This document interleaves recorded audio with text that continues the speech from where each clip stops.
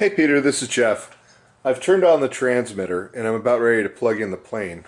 I'm going to put on and remove the canopy to give you an idea of how that works. Basically, you'll just need to press down here to get it past the camera and then slide it forward. And there's a screw in the back, single screw, get it down tight, and that'll be that. I put a little screw keeper there so this won't come off. To get it off, undo the screw, pull it back slightly, and then sort of maneuver it past the camera and set it to the side. All the cables are bundled and tidied up, so it's really pretty easy to do. The camera is also very simple. The switch forward turns it on and it starts recording immediately, as it's doing now. Switch backwards turns it off. There's a lock on the back of the camera. I think you slide it one way or the other. I'm not sure. You'll see it's a little switch. And then the back of the camera comes off by pulling up. And then it opens like that. And that gives you access to the SD card and the USB port. So that's how that snaps back together. So that's the camera. So I'm going to hook up the power lead. There's only one connection. You can use anywhere from a 3300 to a 5000 milliamp battery. There's some red markings on the fuselage that you can use to mark the battery as well for quick placement. Easy OSDs up here in front. There's some filtering hardware I built that's under the camera. Your receiver is right here. I've got it programmed to use one antenna, not two. The aileron hookups are here. Doesn't matter left or right, they're both the same. And then I just tuck them back underneath. As you can see, there's a huge space for batteries and whatnot. So I'll give it a hook up. There we go. And it's going to do its thing. Now I'm going to move the camera over to show you the transmitter. Okay, Peter, here's the transmitter. It's turned on and set to the Penguin setting. It's all ready to go. You'll notice I've color-coded two of the switches, the gear switch by my finger and the blue stabilizer switch.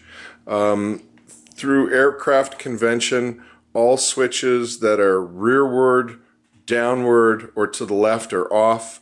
So all switches towards the pilot would be rearward or downward. So to put the transmitter in the neutral or everything in the off position, I just move all the switches down or forward, or rearward actually, if you look at it from a cockpit standpoint. I know you're a full-scale pilot, so I'm sure this makes sense to you. Anyway, the red switch is programmed to the transmitter power and does the same thing as this tiny little toggle switch. However, it's much easier to hit that in the forward or on position to give yourself that double the power boost. I think it goes from 200 milliwatts to 600 milliwatts. Normal flying, keep that rearward towards the pilot or off. The stabilizer in the full downward position is off. In the first position, it gives gyro stabilization, which is a single rate effect. The upper position is in a heading hold effect where it will always stay heading hold. That's a great setting for FPV because you can just hit it, trim it out, let it fly, and then use your camera to look around. In terms of looking around, we have pan on this slider and tilt on this slider, with center being, of course, full forward. You can slow down these if you want, but I prefer to have them fast because I want to be able to look around quickly. I don't need them slowed down. The beauty shots are coming from the roam camera anyway, or the contour roam.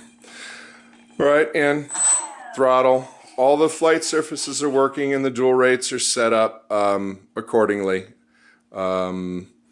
So that's basically the transmitter. If you have any questions, let me know online. Okay, and lastly, the FPV gear. You'll see what Headplay calls the Liberator unit, or the main main unit, and the head play goggles are over there. And there's a little Velcro black mask that sort of helps with the light. I've included that as well. You'll notice that the head play comes with a cable that's marked head play. This cable has a string of diodes that lowers a 3-cell battery to sufficient voltage to drive the Liberator without blowing it up. So you can use any 3-cell battery to power both the receiver and the head play unit, or one big battery parallel together, which is probably what you'll end up doing. Notice the circular polarized antenna and the stock linear. Same thing, there's a circular polarized antenna, but the stock linear is way too big to put on the plane. So that's that. I'm going to start boxing it up and getting it in the mail to you. Thanks. Bye.